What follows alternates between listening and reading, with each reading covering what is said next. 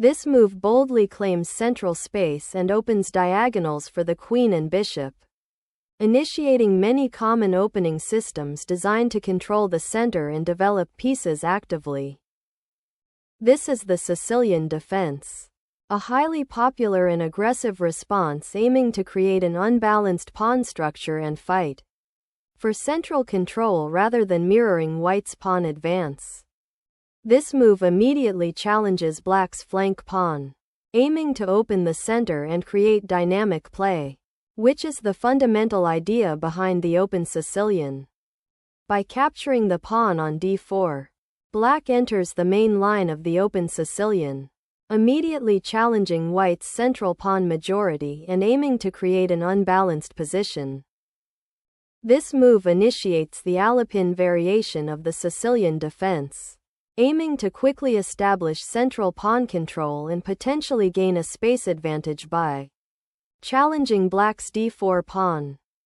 This move, developing the knight to f6, is the most common and principled response to the Smith-Morra gambit, immediately challenging white's central pawn push and preparing to castle.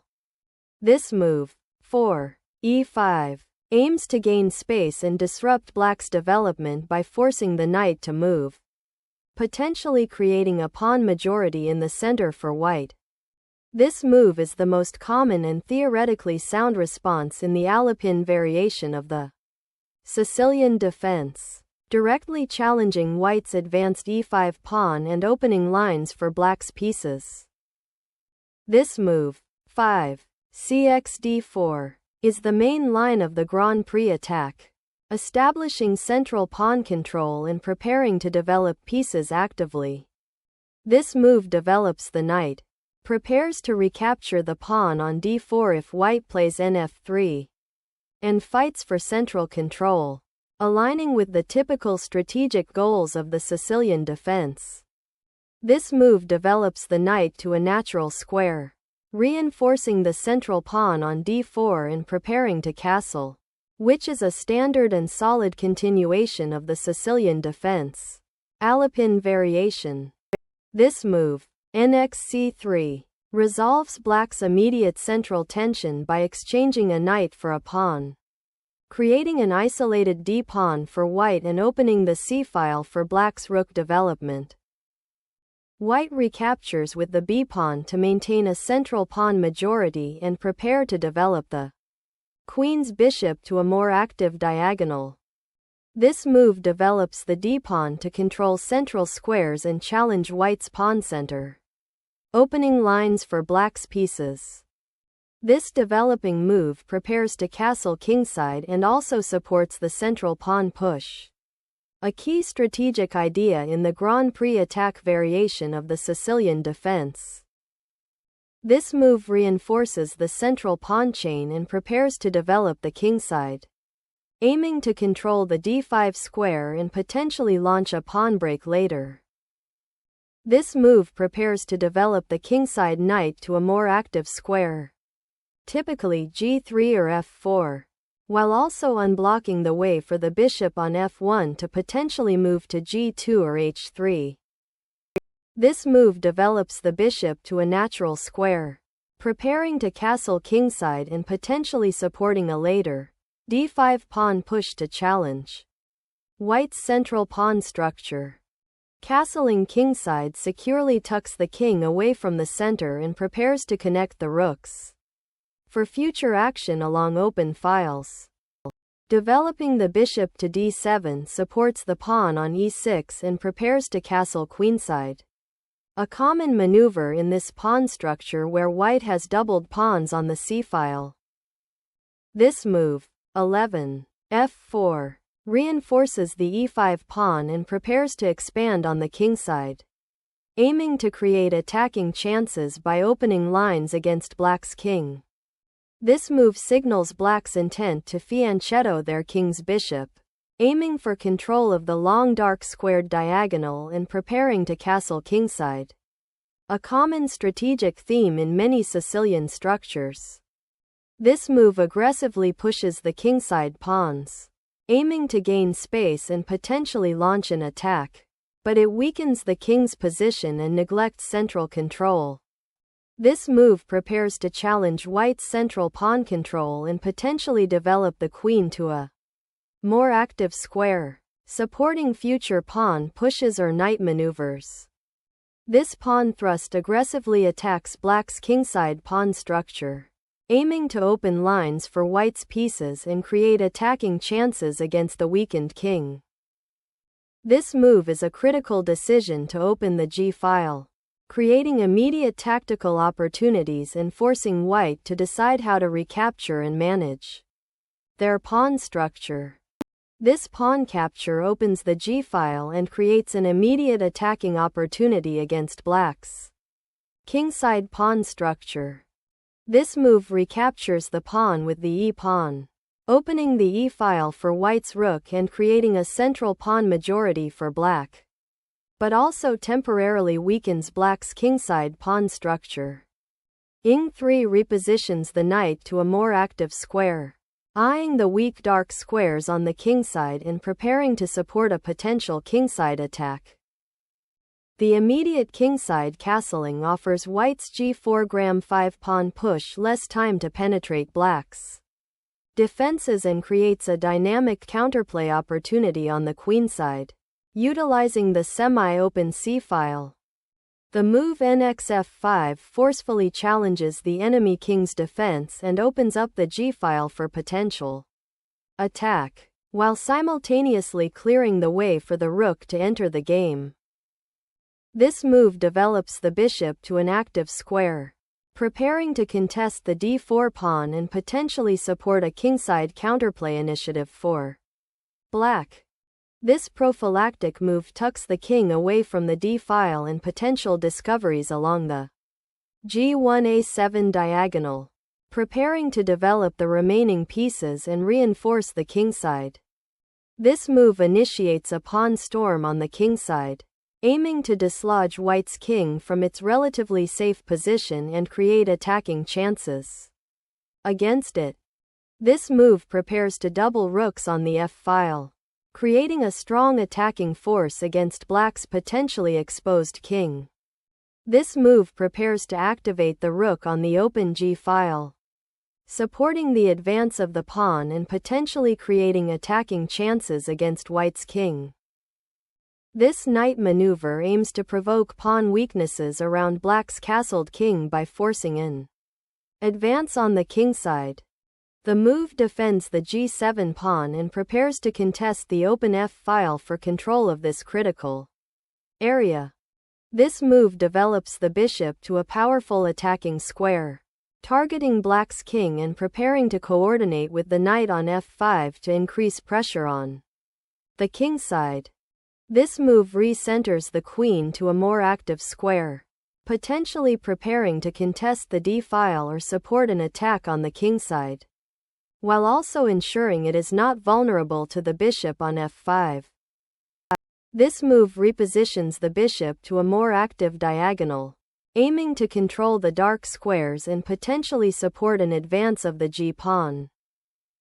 This move bravely challenges white's central pawn majority and attempts to open lines for black's pieces, particularly the queen, but it also creates potential weaknesses around the king. This exchange clears the d2 gram5 diagonal and removes a defender of the black king, aiming to exploit the weakened kingside pawn structure. This move recaptures the bishop, opening the e-file and bringing the queen into a more active position to contest the center and potentially attack on the kingside. The move qf5 aims to centralize the queen, pressuring black's weak pawn on f6 while simultaneously preparing to support a potential pawn advance on the kingside or exploit the open g-file. This capture simplifies the position by removing a highly active queen, creating a more manageable endgame with equal material and opening up the g-file for potential pawn advances. This knight move repositions the knight to a more active square, targeting the f6 pawn and preparing for potential attacks on the kingside. This pawn push aims to simplify the position by trading a central pawn, opening the e-file for potential counterplay and forcing a queen exchange, though it creates weaknesses on the dark squares around the king. This exchange simplifies the material, aiming to exploit the newly created weaknesses in black's pawn structure following the capture on e7. This move resolves the tension in the center and simplifies the position, entering an endgame where black must carefully manage their doubled pawns. This move opens the d-file, creating immediate threats against black's king and offering white an opportunity to penetrate black's weakened queenside pawn structure. This move activates the king by bringing it to a more central square, preparing to participate in the game and potentially support pawns or control key squares. This move, bg5, aims to exploit the weakened kingside by challenging black's king, potentially creating an attack on the d7 pawn and the f7 square. The king moves to a more active square, seeking to participate in the central play and potentially challenge white's bishop on g5 while supporting its own central pawn structure. This move aims to exploit the weakness of black's king's pawn structure and potentially create an open file for white's rook after recapturing. The move 28, rhg8 activates the rook to the g-file, aiming to challenge white's control and potentially create counterplay against the weakened kingside pawn structure, while also preparing for further rook maneuvers. This move activates the rook on the queenside, preparing to challenge the open b-file and potentially create new attacking chances or support a queenside pawn advance. This move aims to improve the queen's mobility and support the pawn advance on the queenside, potentially challenging white's control of the c-file and preparing for queenside expansion. This move strategically centralizes the rook, preparing to exploit the open d-file and potentially support advances on the kingside or exert pressure on black's king. This move aims to bring the rook to a more active file, either to contest the open c-file or to support potential pawn breaks later. This exchange simplifies the material and trades off white's bishop for black's knight, leading to a pawn structure where black's king is exposed and white's rook on the d-file has potential for activity. The king is finally out of the dangerous open files, repositioning for activity and potentially supporting a central pawn advance, while also preparing to defend the weak queenside pawns. This rook sacrifice on d5 exploits the compromised king position and aims to open lines for decisive attacks against black's weakened king. This move captures a pawn on the c-file, initiating a tactical sequence that aims to exploit white's temporarily vulnerable king position and create counterplay on the queenside. This move initiates a strategic pawn push on the queenside to gain space and potentially create a passed pawn, aiming to restrict black's counterplay and secure queenside control. The king centrally repositions to a more active square, aiming to support the kingside pawns and potentially challenge white's control of the central squares. This rook maneuver aims to activate the piece on the 7th rank, targeting the vulnerable black king and potentially creating threats along the open file.